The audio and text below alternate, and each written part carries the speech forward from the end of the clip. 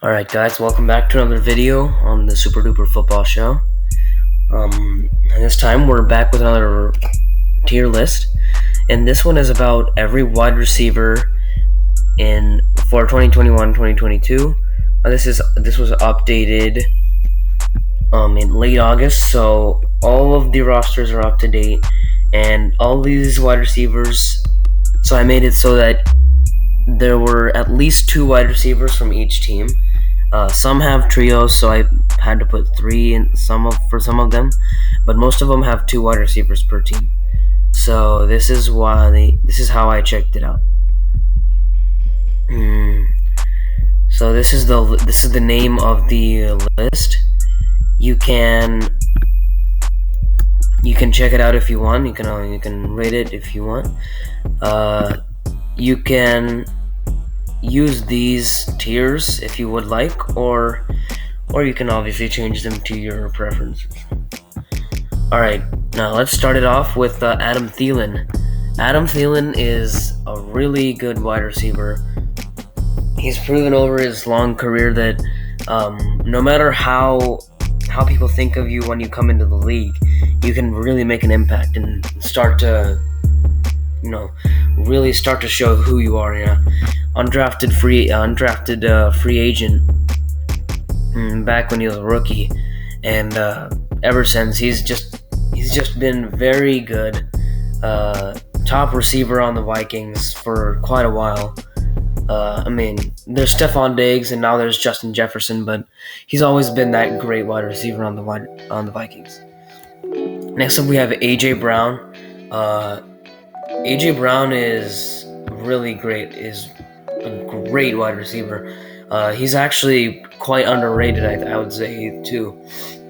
AJ Brown is like his build is like DK Metcalf, and his speed is just like it's like Tyreek Hill. He's really fast for somebody his size and of his strength.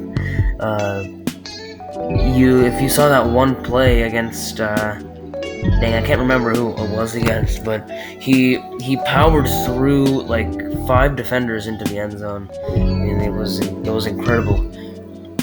So his power and his speed combined makes him an ultimate receiving deep threat. Next up, we have AJ Green. AJ Green has been great all his career. For the past 3 or 4 years, he hasn't been that great.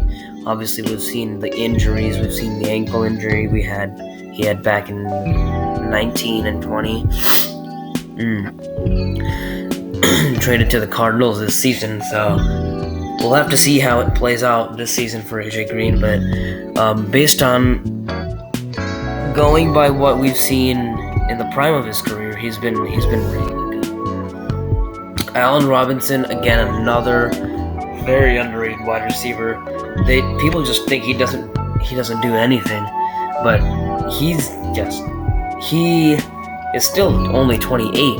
He can probably play for another 5-6 years if he can keep it going. He's been the top receiver on the Bears for about 2 years now, and he's just led the receiving threat the entire the past 2 years. That's who they've been relying on. Robinson has carried Amari Cooper. I'd say he's also another great wide receiver. So far we're getting all really good wide receivers. We see that Amari Cooper just was dominant in Oakland. Now just traded to the Cowboys. Put in, I would say, a little bit of a better situation. Cowboys have one of the best offensive lines in the NFL. One of the best pass blocking offensive lines too. That is, to be specific. And Dak Prescott last season, as you saw, was on pace for 6,000 yards. So if he had stayed healthy, I think Amari Cooper would have blown up. But you've been seeing how good Amari Cooper is. We already know how solid he can be. I would put him in the great slash good section. Antonio Brown next up. Well, let's not talk about the recent years, but when he was with the Steelers in his prime, he was dominating the league. He was tearing it apart. I mean, there's literally nobody that could compete with Antonio Brown back in 15, 16, even 17. I mean, he was probably on pace to become one of the best receivers of all time. And then he ran into some legal troubles, and then things happened, So yeah, but if he had continued his insane streak, he would have probably been incredible. Next up, Brashad Perriman. Not exactly a great wide receiver. He is serviceable. I can't put him in brutal. Not the worst wide receiver on this list. I mean, he's inconsistent is the main problem. He was selected in 2010 or 11, I think. And ever since, he's just with the 27th pick, by the way, in the first round, by the Ravens. Ever since, he's just been meh, not that great, and he's been inconsistent all his career. Next up, Bryan Edwards. We haven't seen anything from him. I mean, I guess I'll put him in brutal, but with the loss of Nelson Aguilar this season, and with Henry Ruggs, John Brown, and Bryan Edwards, that's all they have to work with. We might see an uptick in Bryan Edwards' targets. If he starts to show out, then maybe he'll earn a spot up here. Calvin Ridley is next up. Insanely underrated. I mean, he had 1,400 yards last season, 1,400 or 1,500 yards. Let's check that out. Calvin Ridley stats. I mean, he was 1,400 yards almost, with 9 touchdowns, with 63-yarder. I mean, I remember seeing that live actually. 15.3 per catch. This is by far his best season ever, and there's no debate about that. No debate that this was his best season ever. Next up, we have CeeDee Lamb. CeeDee Lamb was like, he showed out last season quite a bit. I mean, he was in the conversation for Rookie of the Year, of course. We did see that one just absolutely freakish catch against the Vikings. I'll put him in this one. I think he's good for now. I mean, he's only had 1 year experience. We'll see where his career takes him. We will see what else he has in store for us. Chris Godwin again. I mean, he just can't be. His route running is too good, man. Chris Godwin will beat you down every time. He's very underrated. I mean, in the wake of Tom Brady, as Tom Brady started to get in the groove with Tampa Bay, Chris Godwin just started to go off as well. And you can see Mike Evans here. Godwin and Mike Evans, both of them just started to pop off. And as I think that's just, I don't know why people underrate Chris Godwin, but he has to be great with wide receiver. Cole Beasley is one of the best slot receivers in the NFL. I'd say I'll have to put him in so because he is pretty good, but he's only mainly worked in the slot his entire career. He is quite a veteran, and he knows the Bills playbook. He's played there for his entire career, I believe. I would put him here, but he has mainly ran slot short routes his entire career. We'll have to see a little bit more of deep route running for me to be able to put him here. Cooper Kupp might be. Cooper Kupp. This is a tough decision because he can be good at times, but Jared Goff split targets a lot last season, and of course with the addition of Matthew Stafford, you know that he likes to spread the ball a lot. And as you saw in Detroit last season, he loves to give the ball to his tight ends. So I think Cooper Kupp, as an athlete with his pure talent, is good. I would put him in the good section. He can run routes pretty well. He's a big red zone threat as well. I think Cooper Kupp will still stay in the good section. Next up, this is Corey Davis. Corey Davis, he's good. I mean, you can work with him. I think he's not the best receiver. I mean, Jets picked him up. I think it's a good acquisition for the Jets, and just to bolster the wide receiver core a little bit more.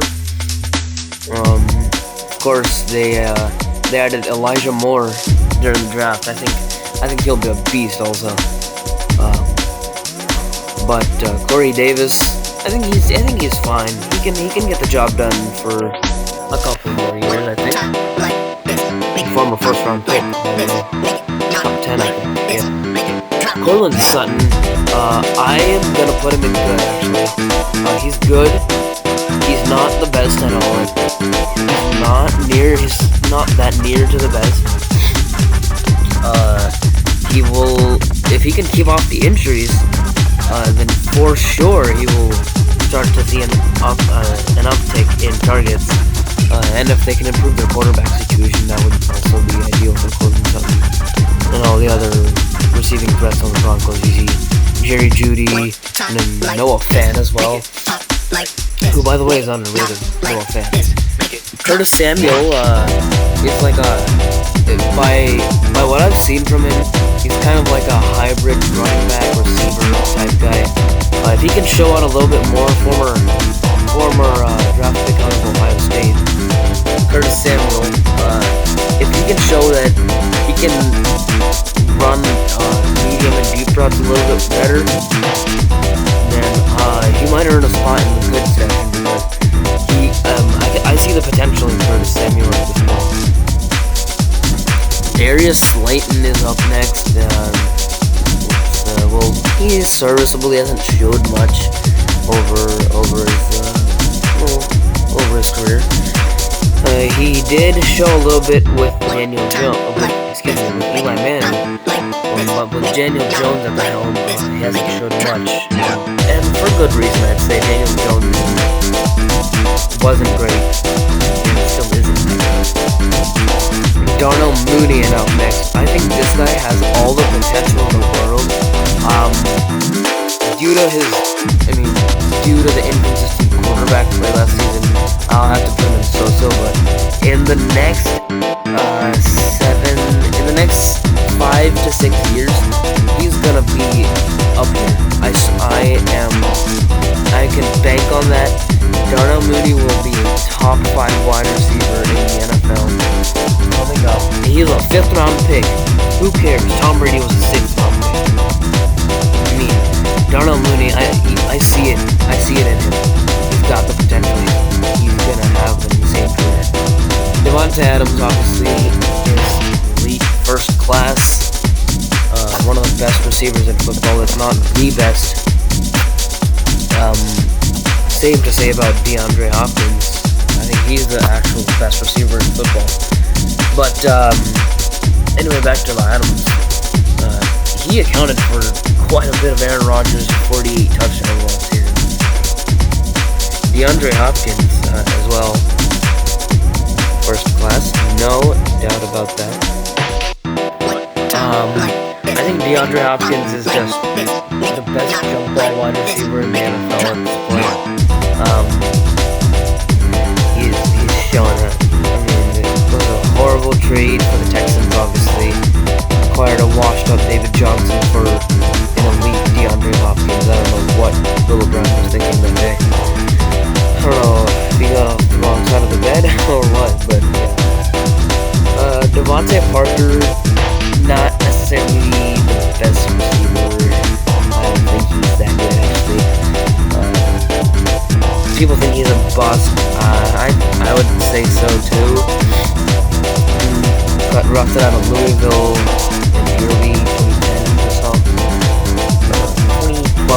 2011, 2012 or 13, I don't remember that. But the 8th pick, I believe, Devontae Parker hasn't lived up to the hype that he has received. I think Devontae Smith he's obviously a rookie, but by what I've seen in preseason so far,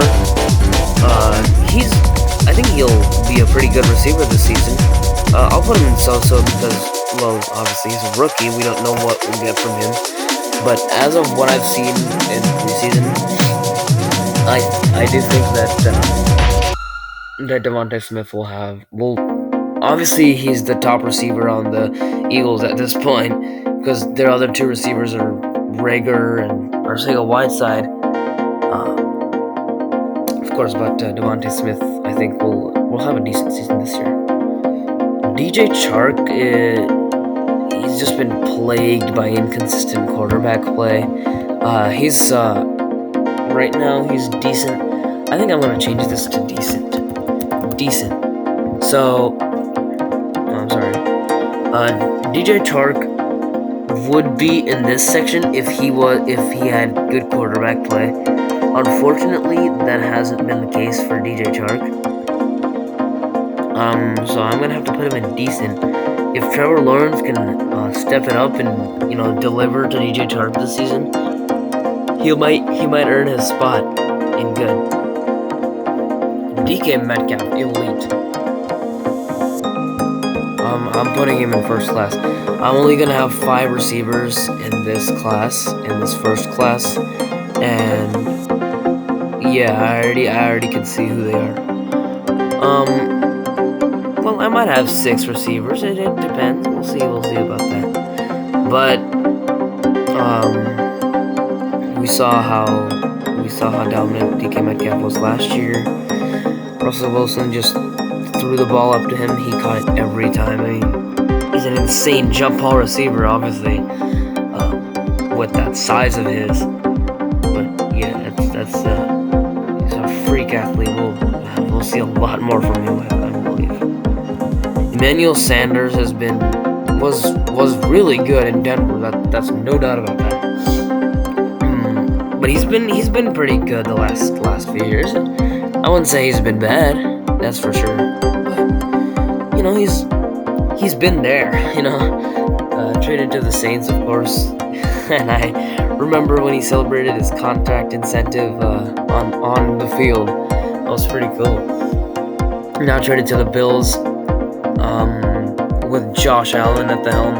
You should see quite a bit of targets this season, I think. Emmanuel Sanders. Henry Ruggs will probably be the number 1 in Las Vegas. He's an insane speedster out there. I mean, Tyreek Hill 2.0, I say. But if you can actually improve his route running and his ability to create separation and catch, then Henry Ruggs will start to be elite because speed kills, first of all. Speed does kill. And second of all, route running and catching combined with speed, ain't nobody gonna stop you. Jacoby Myers, I don't know. I haven't seen much from him. I'll just put him in brutal. He hasn't done that much at all. Jalen Reagor, not really. He was picked before DK Metcalf. For those of you that do not know that, Jalen Reagor was picked before DK Metcalf, or was it Arcega-Whiteside? One of these Eagles receivers was picked before DK Metcalf, and it was a disaster. I'll say that much. It was an absolute disaster. Jalen Reagor, not good. Not really good at all. I wouldn't say he'll improve within the next 5 years.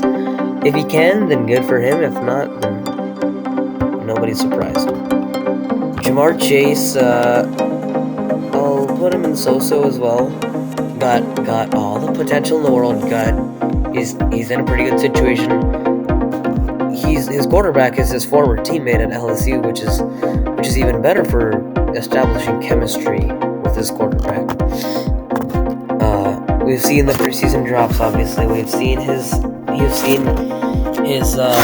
mishaps in training camp and preseason, but he'll step it up. I believe Ja'Marr Chase will be able to, achieve the expectations and maybe even beat them a little bit. Next up is Jamison Crowder, another receiver on the Jets. I think that Jamison Crowder is so, I guess. He's been the best receiver on the Jets for a couple of years, which is concerning because he's not that great at all. So, he's fine. He's fine, but he's not that good. I mean, he's not as bad as Brashad Perriman, obviously. But no, yeah, Jamison Crowder is not that bad. So Jarvis Landry's up next. We seen how he can do as a wide receiver 2 in Cleveland. We have obviously seen how good he is in Cleveland. Wow, blanked out there for a second. I think he is pretty good. I'll put him in the good section. Not quite great yet, but he's good. I think Jarvis Landry is good. He's a good receiver. Jerry Jeudy, well, other than that 93-yard touchdown in Week 17, Week 17, the last week of the season. But other than that, Jerry Jeudy was just there. You know what I mean? He did have to step up with the absence of Courtland Sutton. So Jerry Jeudy did see an uptick in targets, but inconsistent quarterback play from Drew Lock unfortunately plagued all the receivers on the Denver Broncos that season. Noah Fant and Jerry Jeudy, all of them were, plagued by quarterback play. J.J. Arcega-Whiteside bust, just really brutal. I mean, I can't believe. I think he was the one taken before DK Metcalf, actually. I'll have to look in on that. But if he was, then man, what a dang miss by the Eagles. That's sad. I can't even say anything about that. That's bad, man. I mean, DK Metcalf is up here. Arcega-Whiteside is on the other side of the spectrum. It's sad, man. Hey, next up we have Jetta's Justin Jefferson. He's established himself as already almost elite. At this point in his career, he's only 1 year experience, and he was a solid candidate for Offensive Rookie of the Year. Definitely, along with Adam Thielen, I mean, he definitely lowered the workload for Adam Thielen, I'll tell you that much. As you can see in the photo, he did, make the greedy famous in the NFL as well. And we saw that many times during the season. And I think he's going to have a really, really good career. I have pretty high hopes for Justin Jefferson. Keenan Allen is up next. Keenan Allen is still great. Number 1 receiver on the Chargers. Of course, they do have Mike Williams, who's underrated. I'll tell you that much. Mike Williams right here, underrated. I would put. Let me just rank him too. We'll put him at decent. Keenan Allen, best receiver on the Chargers for, who knows how long. I mean, however long he's been in the league, he's been there. Of course, they signed Jared Cook this year to replace the void of Hunter Henry going to the Patriots. I think Keenan Allen will see another rise in targets. Maybe he'll start to slow down a little bit, approaching his 30s, we'll see how it plays out. I think this is Kiki Cutie. I don't know. I haven't seen much from him. He's a fine kick. He's a fine special teamer, but I don't know anything about him as a wide receiver. So put him in brutal. Kenny Golladay, I'll put him in good for sure. He's good. He's good and like in the middle of good and great. But the only problem with Kenny Golladay is that he cannot create separation. Kenny Golladay is, at this point in his career, he's purely a jump ball receiver. That's funny. We have the 18s here and the 19s here. Anyway, but Kenny Golladay must be able to create separation. He's an elite catcher, and he's strong. That's for sure. I mean, we've seen some great catches from him back in Detroit, with Matthew Stafford, sometimes lobbing it up. Kenny Golladay coming down with some really, really insane catches. But if he has to be able to improve his route running so that he can actually create separation from defenders. Next up, we have Laviska Shenault. We can see a little bit more from him. I'll put him in good. But as of now, I'm gonna stick him right next to DJ Chark, obviously, because, But they're both, at this point in their career, they're very early into their career. Only a couple years into it. They do have the same amount of caliber, I'd say. Although Laviska Shenault is a little bit faster, I think. But they share the same skill set, almost the same. I think Laviska Shenault should have a bounce back year this season with a fresh new start in Jacksonville with number 1 pick Trevor Lawrence. We have Marquez Valdes-Scantling here. He's a deep threat, but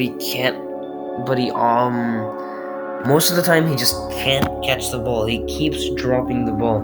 If only he could catch the ball, he'd be even more of a deep threat. He'd be dangerous. He'd be one of the most dangerous receivers in the NFL, because we see his route running. His route running does not need improvement.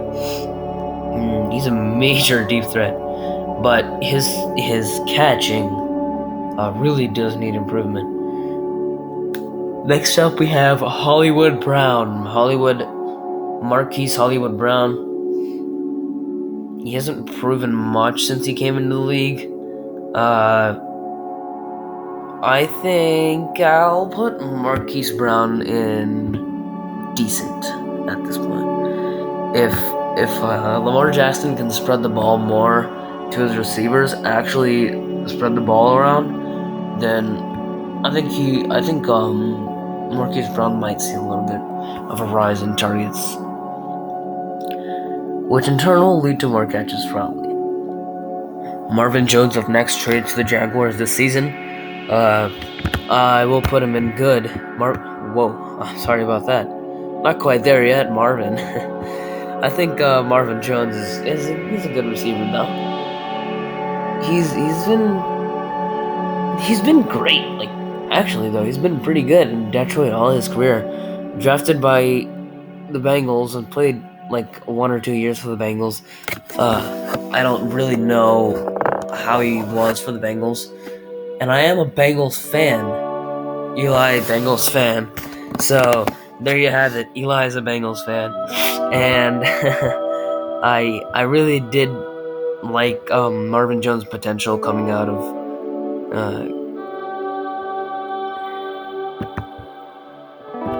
Sorry about that. Just trying to attend to something real quick. But I think Marvin Jones, coming out of California, I had a lot of hope for him, and he definitely has lived up to.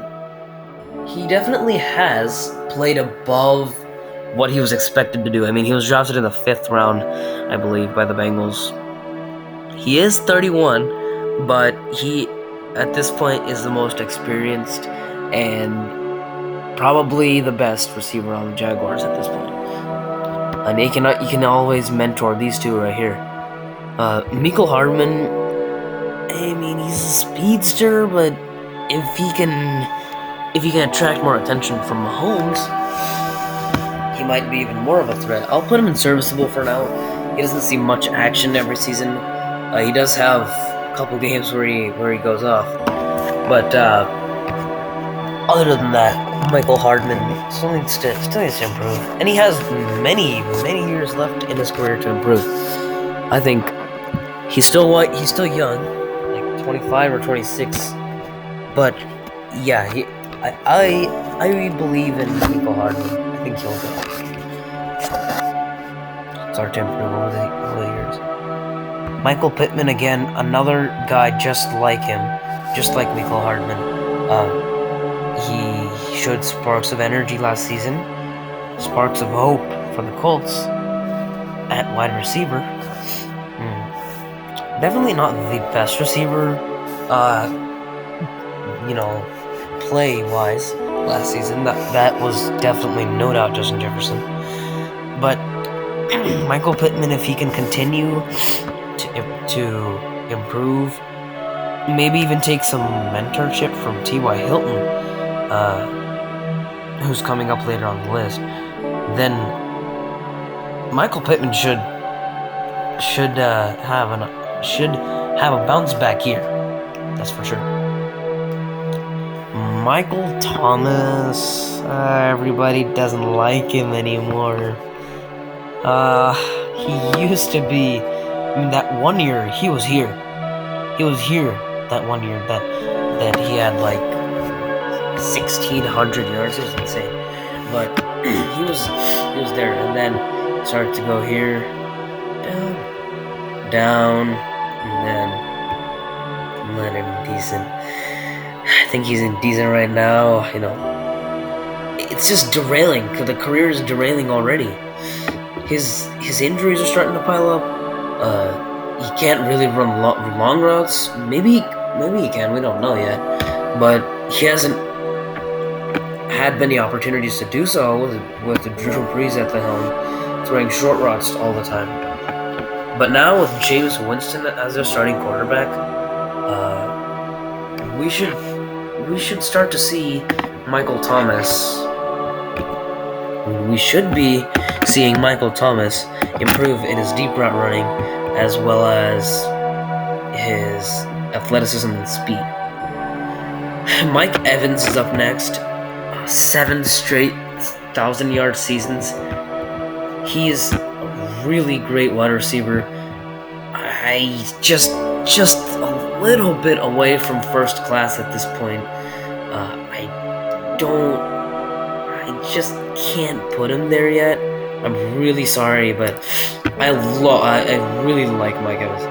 He's an insane athlete. 7 straight 1,000-yard seasons. I think that is an NFL record for the longest streak of years with 1,000-yard season. He's been the number one in Tampa Bay for a long time, is all I can say. And Chris Godwin got drafted, and now he's starting to become insane as well. They do have a really deadly trio of wide receivers over there in Tampa Bay. I'll tell you that much. Nelson Agholor is up next. Consistency is key when you're a wide receiver in the NFL. And Nelson Agholor has not quite shown consistency in his games. One game he has like 120 receiving yards. Then the next game he has like 30, I have to put him in decent. He's nothing better than decent, but he's nothing worse than decent either. So I think this is just the right spot for Nelson Agholor. Dang, this is a long list, man. Odell Beckham Jr., I'll put him in great. If we're doing this list by pure talent, then I'd put him in elite, and maybe even, I wish there was a thing above elite. I mean, Odell Beckham Jr. probably is the most talented wide receiver in the history of the NFL. That's not a hot take either. So, I think if we were going by just talent-wise, Odell Beckham Jr. would be on the very, very, very top of this list. Statistics-wise, however, Eli Manning, Daniel Jones, Baker Mayfield, and the Browns with a run-heavy offense, and injuries, Odell Beckham Jr. has started to see a downfall, per se. I mean, not an extreme just dip, per se, but Odell Beckham Jr. has started to slow down a little bit, if I do say so myself. But seeing what he's done in his entire career before now, I mean, I can't not put him in a section that is great. We are down to the last 14 receivers. Robert Woods up next. He's good. Robert Woods. It looks weird seeing him in number 2 there. Honestly, but obviously, we know how good he was. He's silently been a really good receiving threat on the Rams. If we just look at his statistics over the years, we can see that he's had a really productive career. Of course, yeah, he was with the Bills for the first half of his career. Second half, he was with the Rams. He is starting to age a little bit. 29 years at this point. He's still got years left in the tank, though. I mean, he's still productive. Yeah. We can see that his targets in Buffalo weren't great at all. I mean, that was the time when they had Tyrod Taylor. Tyrod Taylor was like this time over here. This was I know Josh Allen came around in 19, I think. But he didn't have much productivity in Buffalo, and then his career took a turn in Los Angeles. And then in 2018, from 2018 to 2020, Robert Woods has had at least 950 receiving yards and been really productive. At least a number 2 receiver on the Rams. If you wanted to put him behind Cooper Kupp, you can. If not, then I won't argue with you. And this next up looks like Russell Gage. Of course, change at number to number 14 this season. I think I'll support the jersey changing rule this season they implemented into the league. I still think it's unusual to see some players in the numbers that they do wear. I saw somebody. Oh yeah, Sony Michel chose number 14. I just think that's disgusting for a running back. I don't think running backs should be having double-digit numbers in the 10s. It just doesn't seem right. But I think wide receivers, I think single digits, the idea of single digits is actually pretty sick.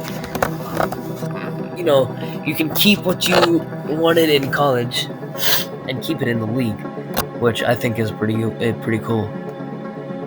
Russell Gage, it might be like a third receiver option on the Falcons at best, because they already have Calvin Ridley and Kyle Pitts.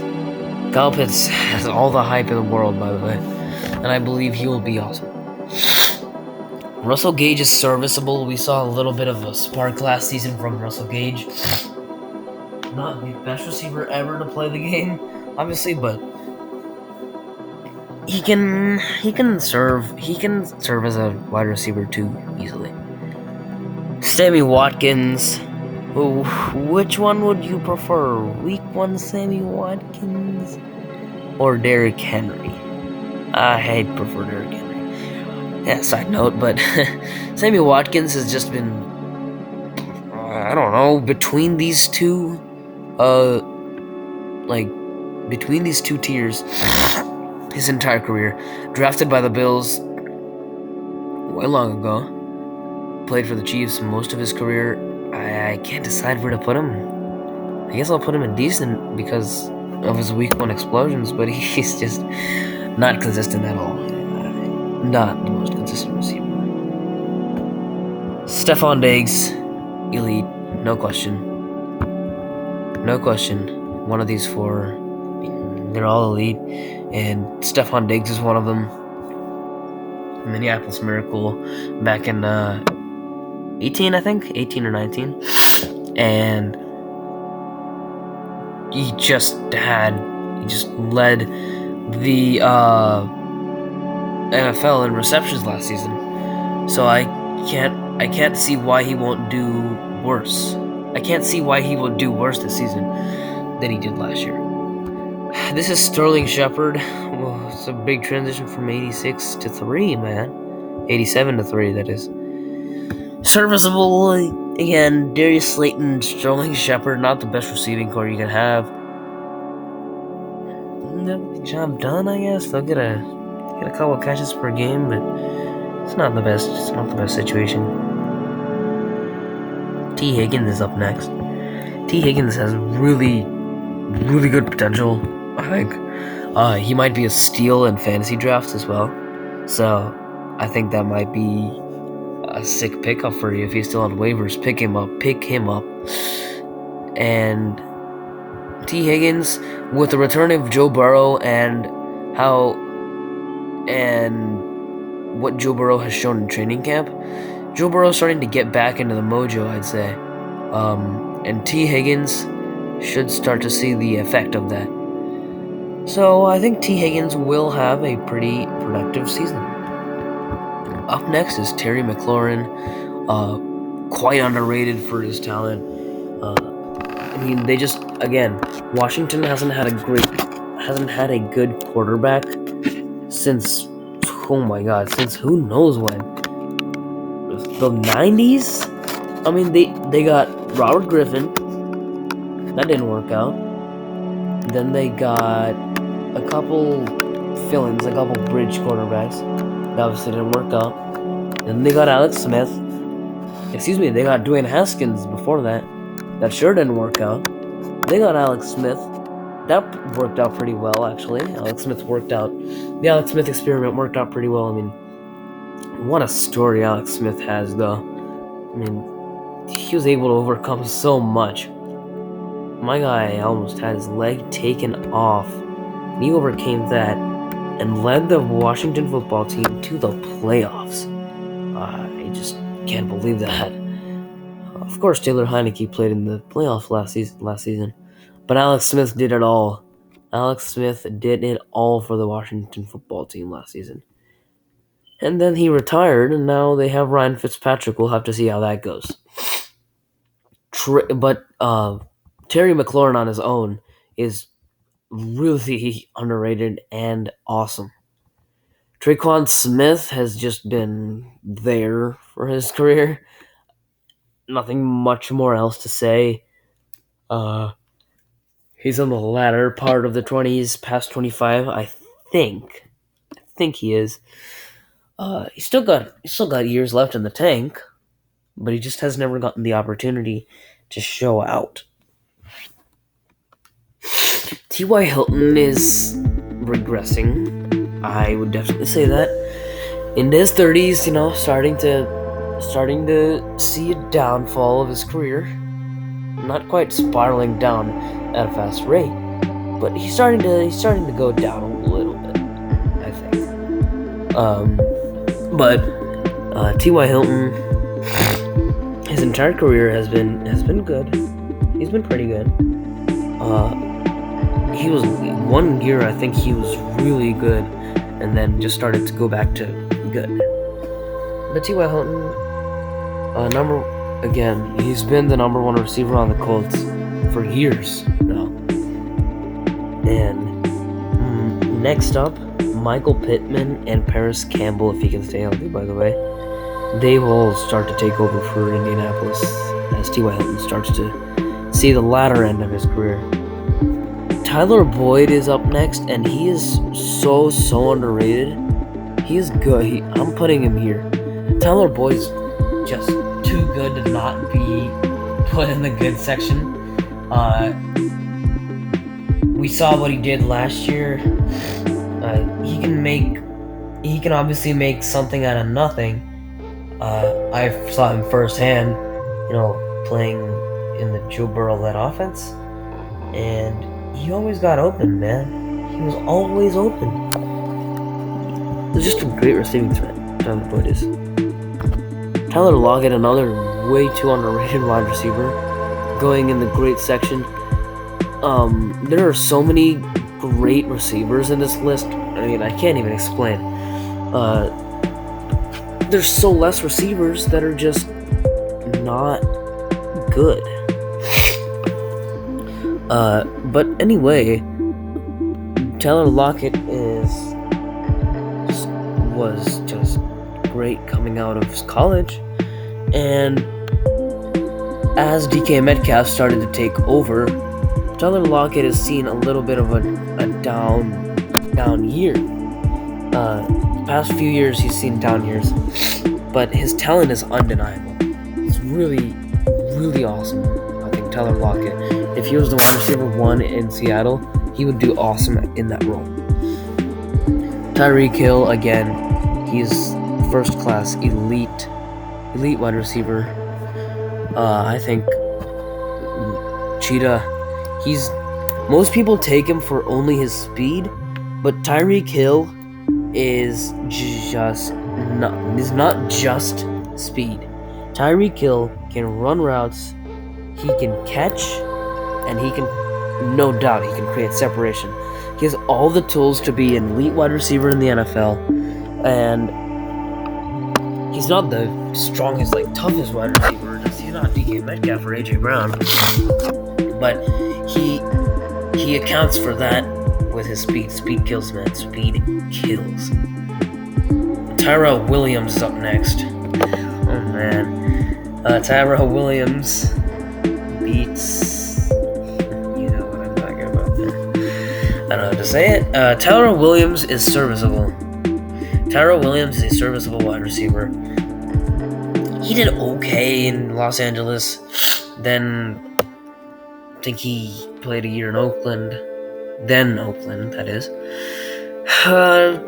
He wasn't the best.